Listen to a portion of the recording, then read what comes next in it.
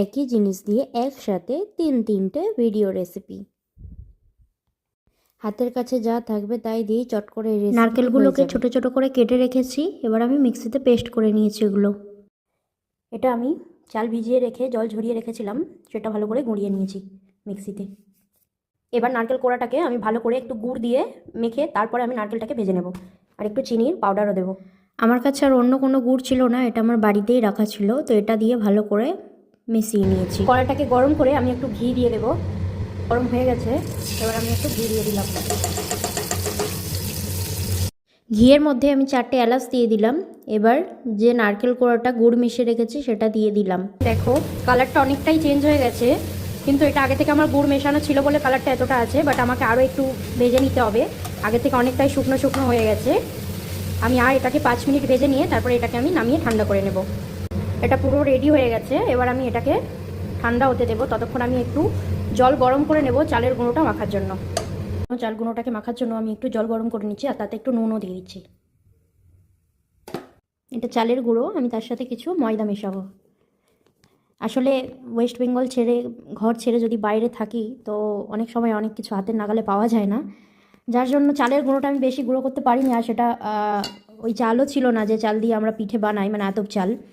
তো সেই জন্য আমি অন্য একটু চাল নিয়েছিলাম, এখানে যেসব চাল পাওয়া যায়, তো সেই চাল দিয়ে অল্প একটুই আমি গুঁড়ি করতে পেরেছি।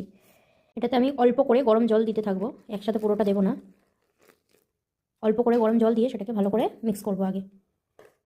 আসলে আমরা যারা ঘর ছেড়ে বাইরে থাকি বা যাদের বিয়ে হয়ে গেছে অন্য অন্য স্টেটে, তো এই সব সিজনাল বাঙালি ফুডগুলো না আমরা খুব মিস করি। ময়দাটা আমার ভালো করে মাখানো হয়ে গেছে।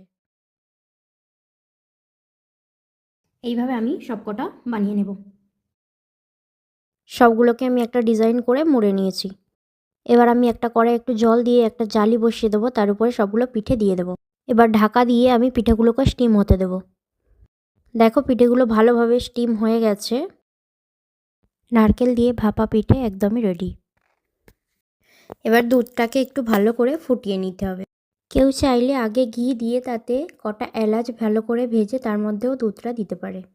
আমি এলাচটা দুধের মধ্যেই দিয়ে দিলাম। স্বাদমতো চিনি, আমি 1 লিটার দুধে 3 চামচ চিনি ব্যবহার করেছি। দুধটা আরও কিছুক্ষণ ফোটার পর পিঠেগুলো দেব। দুধটা ফুটে গেছে, এবার আমি পিঠেগুলো একটা একটা করে সবগুলো দিয়ে দেব। দুধ পিঠে বা পুলি পিঠে ভালো করে সেদ্ধ হতে দেব। একদমই রেডি হয়ে গেছে। দারুণ টেস্ট। ভালো লাগলে রেসিপিটা অবশ্যই বাড়িতে ট্রাই করো।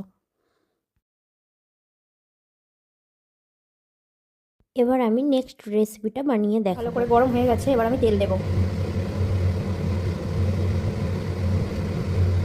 তেলটা ভালোভাবে গরম হয়ে গেছে, এবার আমি একটা পিঠে ছেড়ে দেখব।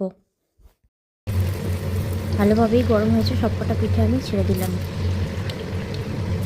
এবার এগুলোকে ভালো করে ভেজে নেব, গ্যাসটাকে একটু কম রেখে। দেখো পিঠেগুলো ভালো করে ভাজা হয়ে গেছে, একদম লাল লাল হয়ে গেছে। এবার আমরা পিঠেগুলোকে তুলে নেব। এই রেসিপিটা আমি পুনাতে দেখেছি, পুনাতে এরকম সবাই বানায়।